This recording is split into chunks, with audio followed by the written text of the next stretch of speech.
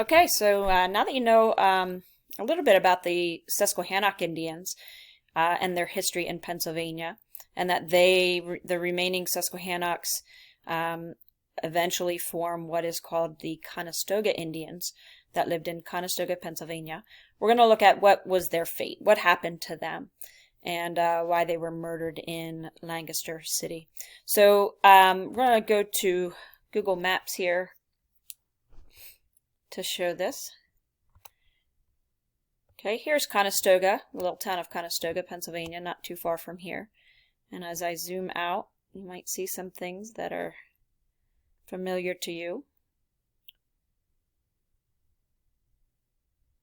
Okay, here's Conestoga, Penn Grant Road, got Willow Street, Kendig Square,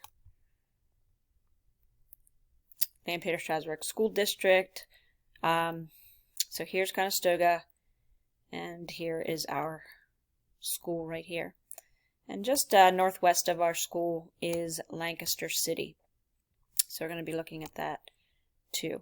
So the Conestoga Indians were living in the 18th century down here in a little town of Conestoga. And they were a very friendly tribe, and they related well to the colonists that lived around them. In fact, their children sometimes played with each other. They went and they would take their goods. They would make baskets or brooms and other things, and they would take those goods into Lancaster City and they would sell them to the colonists of Lancaster, to the European colonists of Lancaster. And so they got along very well. And William Penn, when he sold the land to the Conestogas, he said that you're going to have a friend here, that you'll be treated fair in the colony of Pennsylvania. Well, that doesn't necessarily happen in the end. At first, they were very friendly, but there was a group of men, of boys from Paxton Township, which is near Harrisburg. And these boys were scarred by things that they saw out in western Pennsylvania during a war called the French and Indian War. There were frontier people living out near present-day Pittsburgh that were being massacred by Indians out there, and these were French allied Indians. And when they finally make it back home, they just treat all Indians the same, and they were so frightened of what they saw that they were determined to just pretty much kill every Indian living in Pennsylvania. And their idea was to go from Harrisburg down to Philadelphia and just murder the Indians that they saw along the way, the whole way to Philadelphia.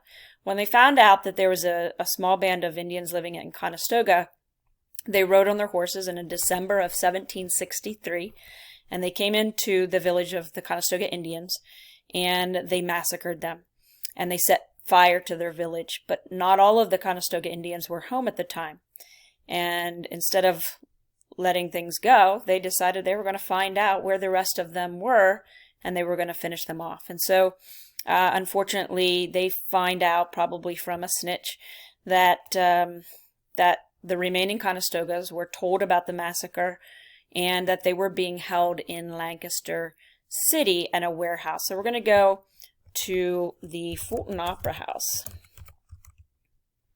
Fulton Theater. Okay, and the Fulton Theater sits along Prince Street, and the back end of Prince Street, or the back end of the Fulton Opera House, is Water Street. So I'm going to take this guy here to the back end of the Fulton Opera House. And what you see here, this is behind the present-day Fulton Opera House. It was not an opera house at the time. In fact, this building was a warehouse that also served as a jail. Now, Lancaster didn't have huge prisons, so they would, if somebody was being, arrested, they might put them in this jail cell, which is also a warehouse, for the night or a night or two, and then eventually, if they deemed it necessary, they would send them down to Philadelphia to be tried in a larger court. So that served as a warehouse and also a jail.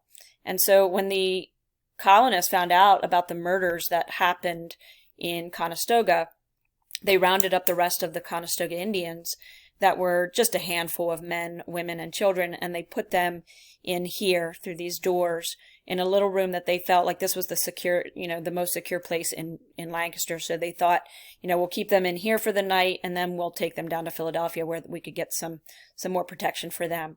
And the Paxton boys found out about where they were being held, and they broke into these doors and they massacred the men, women, and children that were being held there, and not one of them remained. There's a little plaque right here that commemorates the massacre. And also, if you go into Fulton Opera House, they do have a plaque inside the lobby that also talks about how this is the remaining of the Conestogas that were the Susquehannocks. So after the attacks, the Paxton boys, at this point they ranged around 50 to 60 men, but they determined to continue on to Philadelphia and murder every Indian or any sympathizer, even a white sympathizer that stood in their way. And by the time they reached Philadelphia, they numbered around 100. And Ben Franklin gets word of what happened in Conestoga and Lancaster, and he wrote in his own paper how appalled he was at the events. And eventually he meets up with the Paxton boys, and he actually convinces them to leave and to not continue their raiding path of the Indians. So again, Ben Franklin saves the day. So what happened to the Paxton boys? They did return, and they did go back home. And sadly, not one was ever convicted and sentenced for what they did in Conestoga or in Lancaster.